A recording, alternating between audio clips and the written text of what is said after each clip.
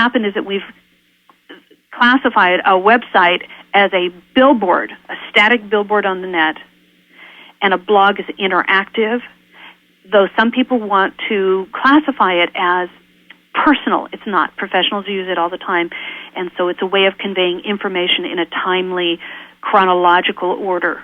It's reverse chronology instead of static content that just sits there and then once a year you update it.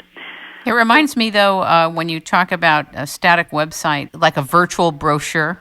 It's a brochure, a virtual brochure, versus something that is coming alive and interactive as a blog. That's exactly. It has full life. Yeah. Yeah. So that's it. So what I'm seeing is that people are, so whether it's a website or blog, they're all websites. So it's just kind of just a usage name now. So most people before, they said, okay, I have to do it because everybody else do it. I have to do it because I have a business and therefore I need an online, thing, way of communicating with people. What I'm hearing more and more, because now that people have this understanding of what a blog is, and it's happened to me when I travel to conferences and people come up to me and talk to me or phone calls or whatever, and they'll say, I have something I want to say. I need a blog. And every cell in my body starts just dancing because that's the real point.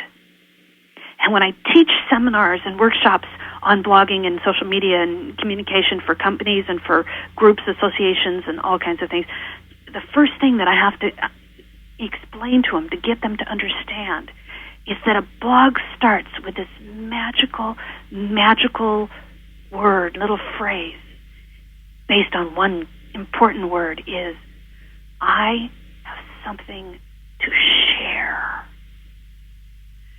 And when you put share into there, it changes everything, doesn't it? Definitely.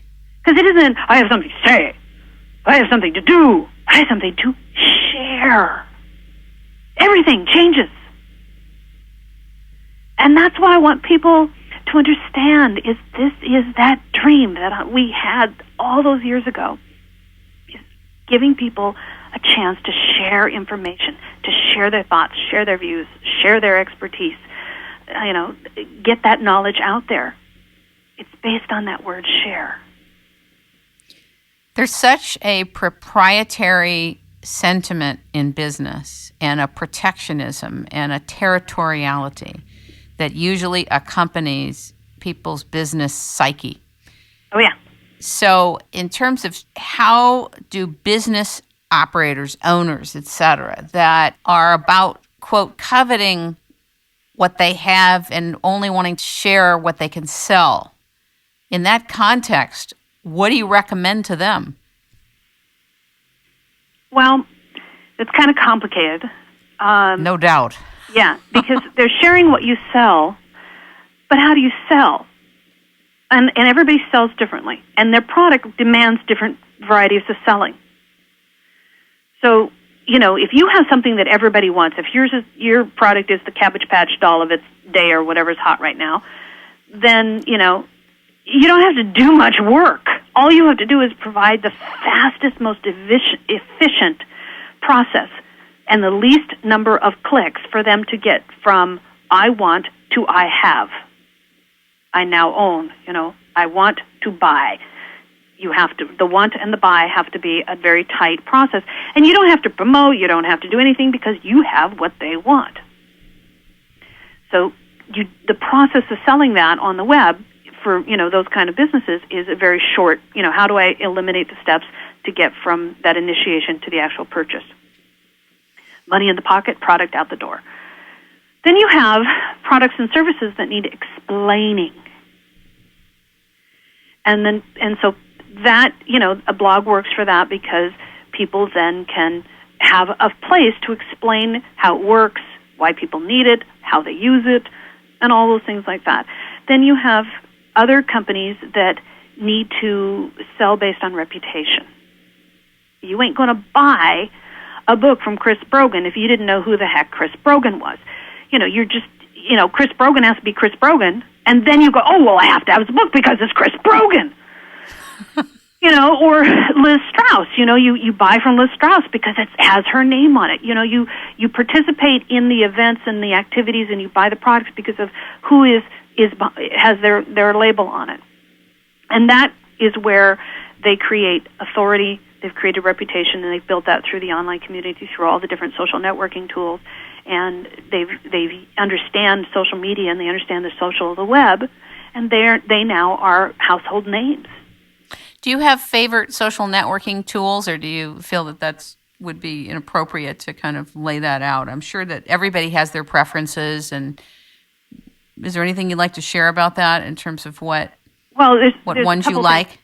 First of all, Beth Cantor has the Kanter has the absolute best game for every business. Every business should be playing this game. It needs a little bit of explaining, but it's core thing. It's a monopoly-based game called the social media game. And each team, it's best to do this in teams. It's fabulous. I've done this a lot of times, and I've used it for some of my workshops. It's fabulous. Everybody has a project, an ad marketing project, and then you move around and have, it's like life. Things happen. No doubt. And you have to pull, you have your chance card, and you have all those little things. And one of my favorite cards in it's called Shit Happens. Because you know what? You're just going full bore into a project, and everything is this, and this, and then somebody gets pregnant, someone has a heart attack, their kid gets in jail, or, you suddenly lose funding, that's just how life goes.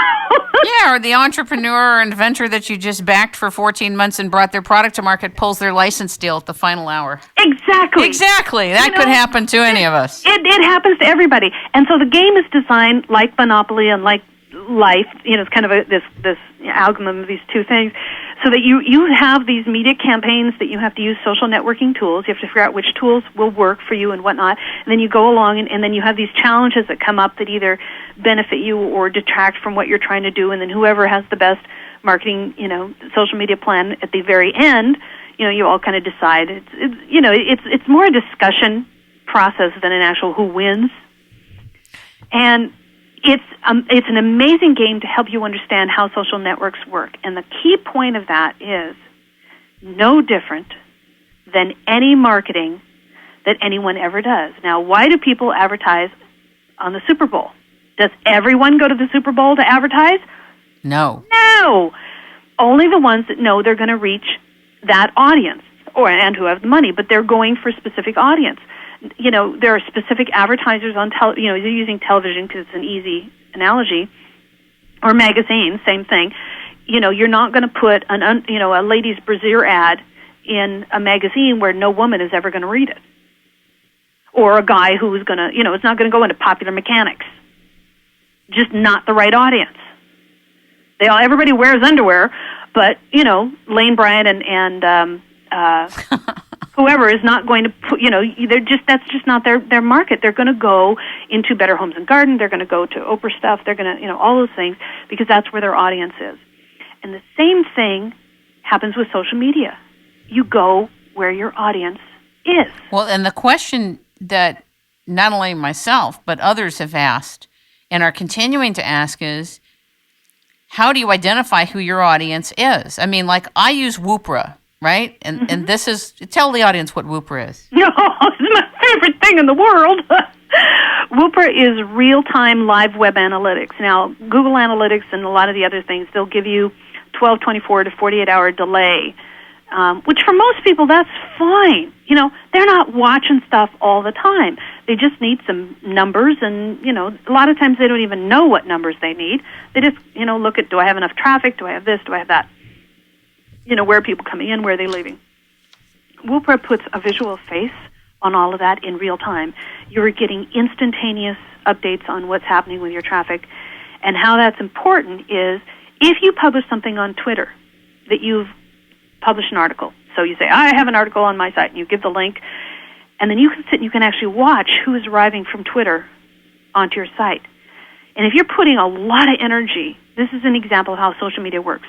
If you're putting a lot of energy into, say, Twitter, massive amount of energy into Twitter to get people to come to your site, to spread the word, to da-da-da-da-da, and you have very little, you have more traffic from Facebook and less from Twitter,